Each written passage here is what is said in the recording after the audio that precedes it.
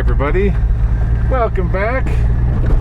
Okay, let's get up here a little bit and find a place to pull over. Right over here, so you guys aren't listening to this loud Jeep. How about right here? I like this. Right between these two trees. Oh, wait, sagebrush. There we go. Oh, sagebrush. Oh, there we go. That'll work. How's it going, everybody?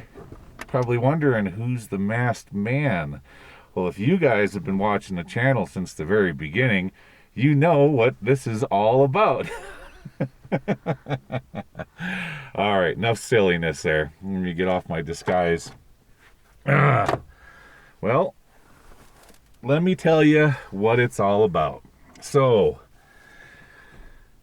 back in the early the early years of the channel, within the first year, I didn't let anybody know who I was. If you guys can remember, I didn't show my face. You guys could only hear my voice or see my arms outstretched in front of me as I was doing my camera work.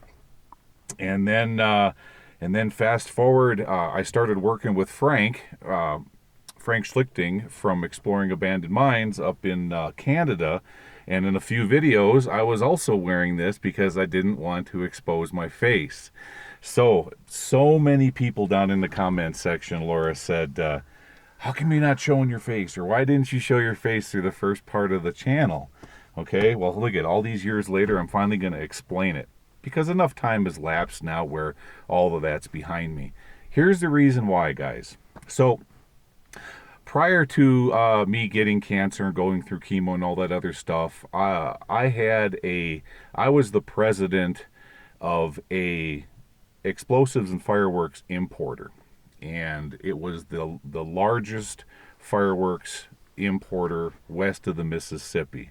The business was absolutely huge, multi-million-dollar company, thousands of accounts. It was just absolutely ginormous. And what we did was we imported primarily display fireworks for large city displays, as well as the importation of consumer fireworks that you guys buy at the fireworks stand and shoot off during 4th of July. So I worked at this company for, it was right around 15 years before I eventually bought it. And then I was president of the company for about a year and a half to 2 years. And then after that is when I got my cancer. And that was life's way of saying, it's time for you to go a whole new direction, boy. And that's what I did. So I pulled the plug on a pretty close to a 20-year career in fireworks importation business, and came out here into the world and went a whole new direction as I recuperated from the terrible ordeal that I went through with the colon cancer and the chemo and all that went with it. Now, that doesn't quite answer why I was wearing the mask. The reason I was wearing the mask is because when I got out here in the world, I wanted to just do something brand spanking new, something I've never done before, and I didn't want my past trailing behind me. You got to understand, I was like the El Chapo of the fireworks industry. Everybody knew who I was. I had hundreds or thousands of accounts, lots of friends in the industry, etc., etc. And when you pull the plug and go a new direction, you don't want all of that trailing behind you going, hey, I saw you on YouTube, all your customers, hey, it's like, all right, I did that. I lived that life. I'm out here. I want to do something new. So I came up with the idea of, for the first year of the channel, while my past trickled away behind me, I was going to just be the masked man exploring abandoned mines so that I could let all of that fade away into the background. And that's exactly how it played out. Believe it or not, years later, there was only maybe 2 of my customers, maybe 3, that recognized me on YouTube. Yeah. And they messaged me and say, oh, it's good to see you're doing better, etc., etc. So there you go, guys. That was the whole reason behind the mask, and you've seen this. Actually, I was wearing it in, I don't know if it was 1 or 2 episodes when I was working with Frank. But anyways, I've decided I'm going to sell it. It's another piece of channel memorabilia, and so I'm going to go ahead and I'm just like last week. I'm gonna put this up on the eBay site. Oh, by the way, guys, thank you so very much for putting a bid in on the snake. I really appreciate that. That's so super cool, and I think you're gonna be real happy with that. I hope you display it properly. So this is item number 2 for the memorabilia is the mask. So just drop down into the description area of this video, click on Hidden Treasures Abound. It should be up by the time you guys are watching this. All right, so what have we been doing the last, since last Monday?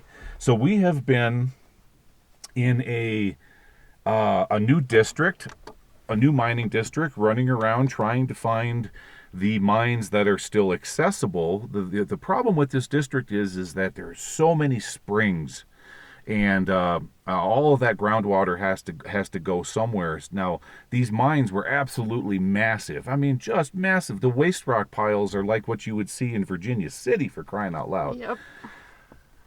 But because a lot of it exists in decomposing granite, a lot of them were collapsed. A lot of them are flooded. We were able to get into the upper levels on some of them. We had a lot of fun. We've seen a lot of neat things, posted a lot of really cool pictures on Facebook, and but you guys probably aren't going to start to see those videos until the latter part of October, coming into November. But neat stuff. We didn't get into everything. We found a couple sites where it's like Laura and I are going, oh boy, should we rope into those? Yeah, they would be pretty intense. Probably might be at the top of my my level as far as ropes go. Yeah, at the top of your comfort level. Yeah, but there's always that inkling in the back of our mind. What's in there? Yeah. Is it worth the risk? Because these are some pretty old workings, and I mean, it's a lot of stopage in there too. I think we put up a couple of pictures. Yeah. That we took, but it's I don't know, where there's risk there's reward, but at the same time, with what YouTube is paying us, is it really worth it? Is it really worth it? So yeah. we'll consider it, but yeah, we'll keep it on the back burner for now, as Gly likes to say. Yeah, we do the whole risk versus reward thing. It's like, okay, so you're going to put yourself at that level of risk, and then YouTube, because that's how we derive our income now, the both of us. We're doing this 100% full time. We derive all of our income from YouTube monetization, as well as merchandise and the eBay store, and our little off branch things like memberships. So but I'm telling you, these days YouTube just pays peanuts. It's absolutely peanuts. I mean, in a lot of cases, we're making less than minimum wage, guys. It's the truth. But on the other side of the coin, we're out here doing what we love, living the way that we want to live, and so you can kind of put a price on that. But when YouTube is paying peanuts, and we're not getting the kind of views like we used to back in the day, it's really hard to justify putting yourself at that level of risk when nobody's going to watch, or when the abandoned mine exploring genre is waning.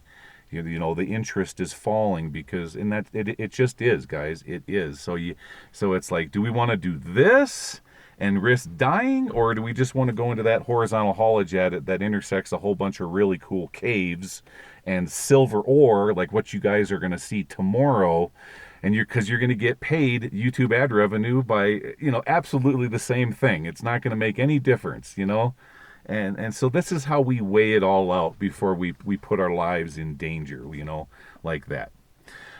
Oh, another thing that we did is we both got haircuts.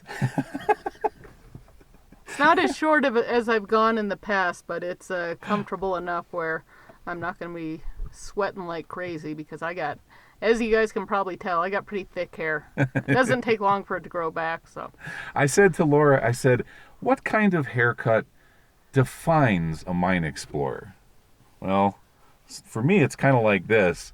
Well, actually, there's logic behind it. Where we're getting ready to go back down to Arizona, it's still triple digit temperatures. Hopefully, in a few more weeks, that's going to drop off and at least drop back into the high 80s or low 90s. But right now, it's a scorcher down there, and that's why we're still up here in Nevada enjoying the cool fall weather. But eventually we will get down there and we'll start exploring. So it was a good time for a haircut, take off the beard, because that's all just hot and holds in the sweat. Well, all right. Well, with enough blubber blabbering, we better get on with these questions. So, question number 1 for this week. It was asked by Eric the Red Racer. He said, in your videos, you often refer to the mine report. What report or resource are you referring to? I assume it's info provided on the paid Western Mining History website, but I'd like to know for sure as I'm considering a subscription. Mm-hmm. I perused the website's limited info without a paid membership, but would like your advice as to whether it's worth it. We do a lot of exploring and history hunting in the Sierras of California, but only as a recreational hobby. Okay, so here's what I use. I use Western Mining History. I use MineDat. What was the other one that we sometimes jump into? Diggings? Yeah, Diggins? the diggings. The diggings, yeah. That's the third one. Mm-hmm. Okay, so between those three, yeah, Western Mining History, MineDat, minedat.com, and the diggings. Between those three, you should be able to find pretty much superficial information on the mine site or the district that you're going after. If you want to go dig a little bit deeper, then okay, for Nevada, there is the Nevada, what's it called now? The Nevada Mining District Resource. Is that what it is? It's something very similar. Similar to that. Yeah. Just Google that. Just Google that. Nevada Mining District Resource. And it'll put up a map on your screen, and then you can click on the district. And in that, they have a lot of archived information about mines, the workings. Sometimes there's photographs. Sometimes there's drawings of the underground workings. It's kind of touch and go. Sometimes you get lucky and see something, and other times you don't. Yeah. So those are our top resources. When we find a location, we want to get a little bit of history on it and to learn about the workings underground. All right, the next one is by RAWBS World. They said, and this one made me laugh. Okay. Laura does a lot of swaying in that passenger seat. Can she pass the teacup test? Hold a full cup of tea and not spill a drop? We've actually talked about that before. Can I do what Mr. M did? He was pretty talented. I think he's the king of the teacup contest. I don't think I could pass that. Yeah, guys, we're gonna leave Mr. M as the king of the teacup contest. It's funny because when Mr. M started working together, we came up with a lot of fun ideas that we could incorporate into the show because at the end of the day, this is entertainment. Okay, we wanted a blend of not just documentary style filmmaking, but we wanted it to also be entertaining. And Mr. M, all by himself, even when he's standing in a corner with nobody in the room, is a pretty entertaining guy.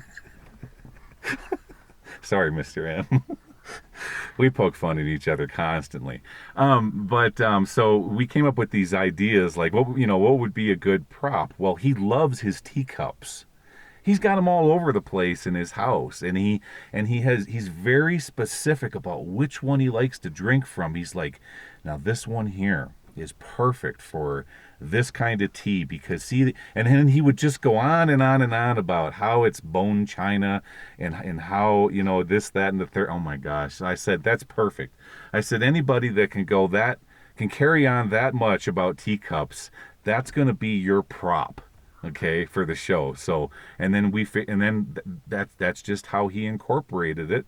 And when he was bouncing around trying to hold that tea in his cup, everybody commented. They thought that was so neat. So Laura, you're going to have to incorporate some kind of prop. I don't know what. I don't. These things. It's kind of like nicknames. You can never give yourself a nickname. It has to be given to you by somebody else. Okay, so I don't know. Something might develop in the coming years. Well, we'll just have to Just see have what to happens see, with yeah, Laura. see what comes about. We'll think on it. All right. Uh, Okay, guys. What's the next one? Next one was by JPL 8966. They said, "Hello from France, Laura and Gly. Hmm. You sometimes have a pistol. What are the risks? Animals? Bandits? Take good care of yourself." I'm glad you guys answer or asked that question, because a lot of people that watch our episodes, they always see me carrying what we refer to as the pew pew.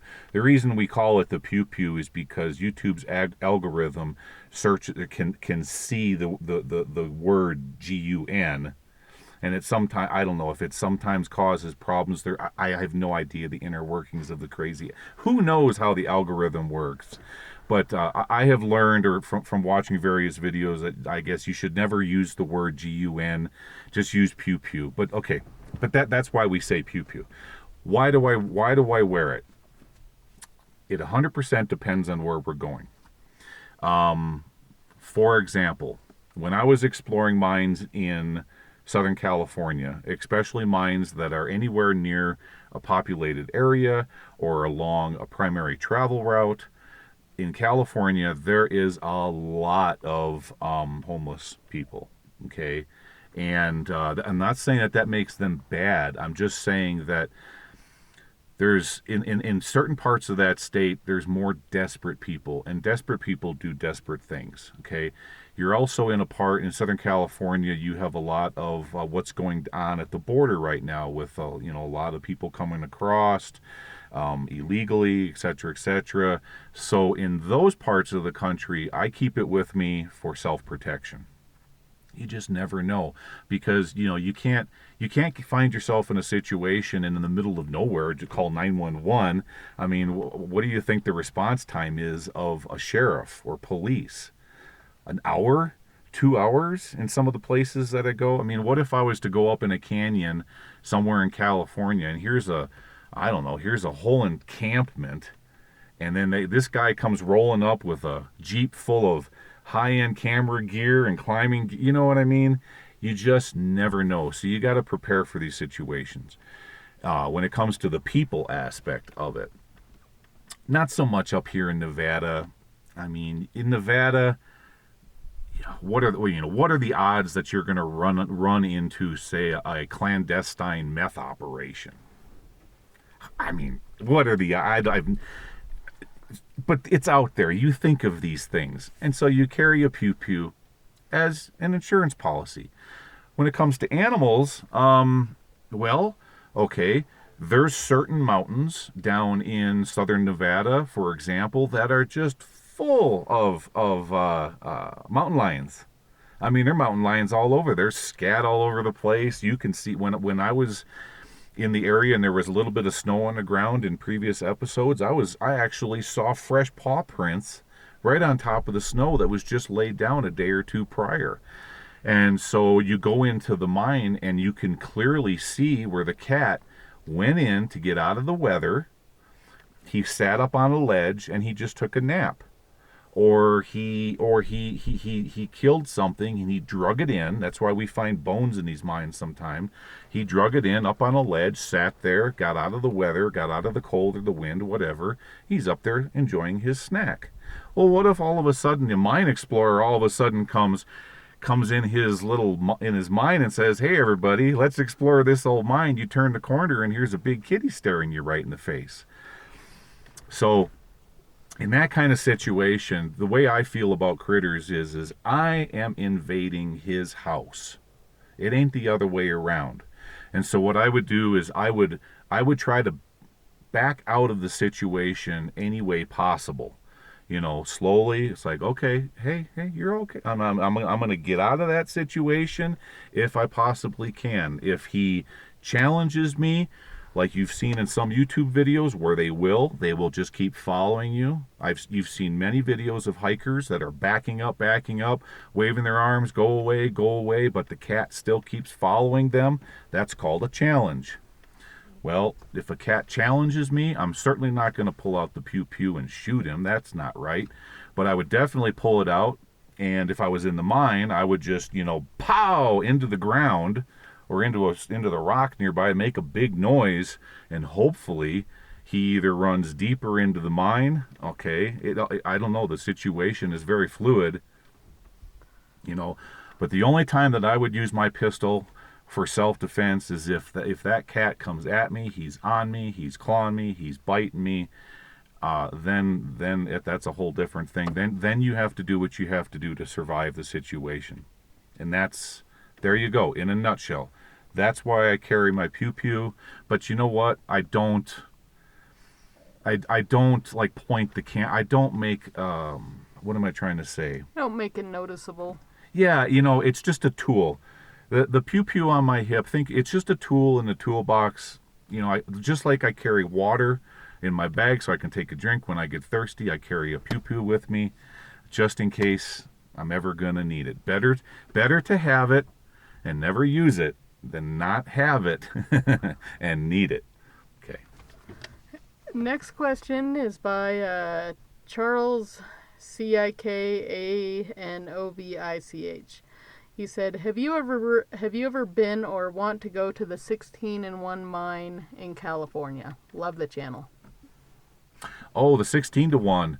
Okay, so yeah, that's a big mine with huge workings, multiple levels. I think it's much deeper, even past 1,000 feet.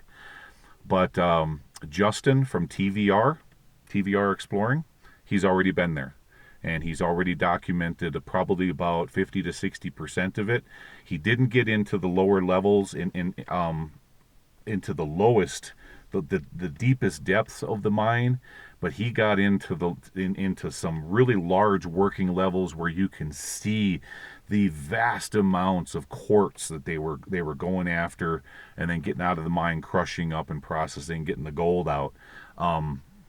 If you haven't seen that video, I think I'll tell you what, guys, I will try to find it, and if I can find it, I'll post the link to that video down in the description area of this video so you guys can check it out. But Justin was already there. He did a fine job, documentary style, of filming it.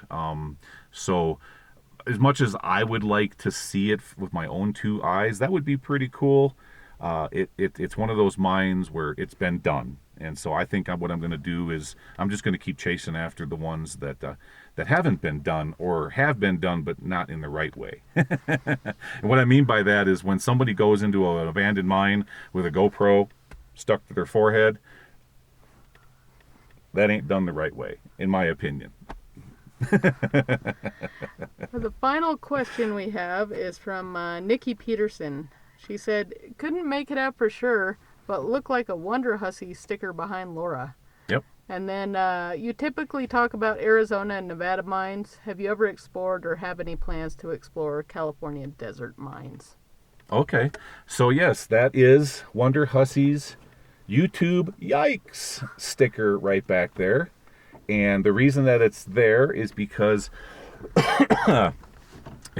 me, Mr. M and Randy were exploring the Silver Souls mine, and that's the one where there was a big collapse in one of the stopes, and the bodies of the miners, I think it was 2 or 3. I think it was 3 of them. 3. They were never recovered.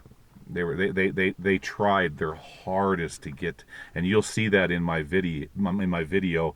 You got to go back to just type in the YouTube search engine Silver Souls mine, and that'll take you. It was like about a 6-part series, 5-part. Yeah. And then near the end, I actually found the miner's tomb, where they were still, and then as I went into the tomb, you can see how everything was boarded up in such a way to where they were desperately trying to find their friends and coworkers because there was just sticks trying to imagine trying to burrow underneath a gravel pile. You can only every foot that you went, it just keeps wanting to come down on you.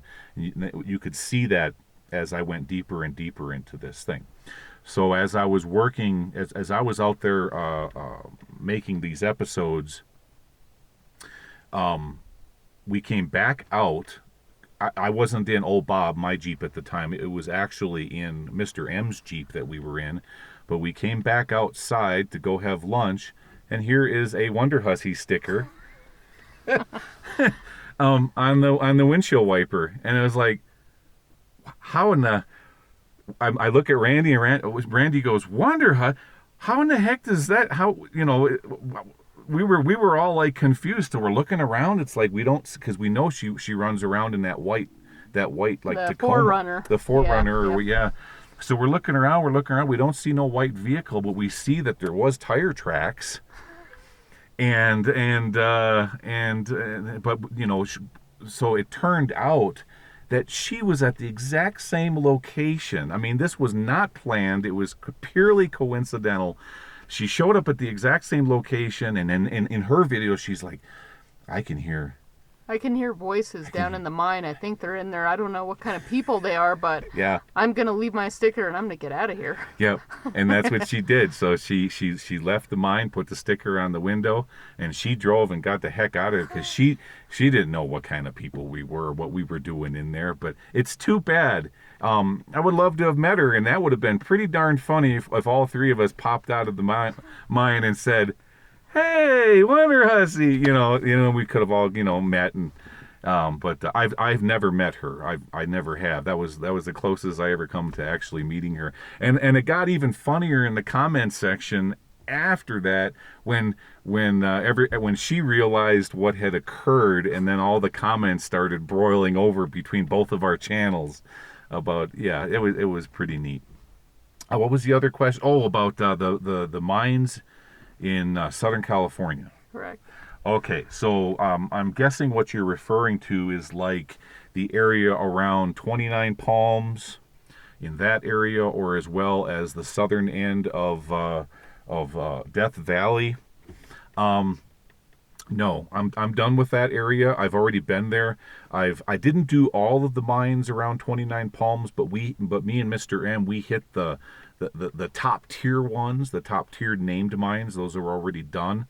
And then Frank and Sharon from Canada, Exploring Abandoned Mines, they also went down and they hit a few in that area that we didn't hit, and they did some rope work.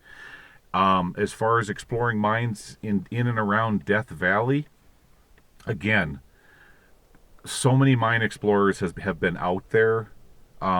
It's like it's overly done. They're just done, and they're completely void of artifacts anymore. It's it's I would much rather explore somewhere else where there hasn't been such a convergence of abandoned mine explorers, and when it comes to Death Valley, they've been running all over that place like Central Park, for crying out loud, So no, I won't be going back to that area. We've got other neater, cooler areas to focus on that aren't as crazy. Yeah. Well, that'll do it for the questions for this week. That's it, huh? That's it. Oh, that was fun. I don't want these to end. These are always a good time. Well, keep asking them. Yep. All right, guys, keep asking questions. Ask them down in this video, and then we will put together another video for on Monday. And don't forget, please bid on the mask. I'll put it up on the eBay site for a nominal price. I mean, we're just going to use the money to cover overhead for our channel, and if we need any extra things like camera gear or whatnot, or fuel when we head back down to Arizona, that's what it's used for. Because like I said, Laura and I are doing this. We don't have jobs, okay? And this is our job. I guess you could call us semi-retired, but we're not fully retired. This is our job, and this is how we make our living. This is how, YouTube ad revenue and everything else, that's how we get our money to buy our groceries and our fuel and pay our lot rent for RV parks and, everything that it takes to operate a YouTube channel. And so that's why we always say, please hit that subscribe button. Hit the like button, okay? Tell all your friends. Tell them to do the same thing because it grows the channel. It ultimately boosts the algorithm, and the end result is a little bit extra money each and every month so that we can head out into the hills and bring you guys a lot more cool videos. All right, guys. Well, with that, we're going to get on out of here. Thank you so much for coming along for another Q&A, and we'll see you all tomorrow in part 2 Of the bad air mine. of the Bad Air Mine. Y'all take care now. Bye-bye.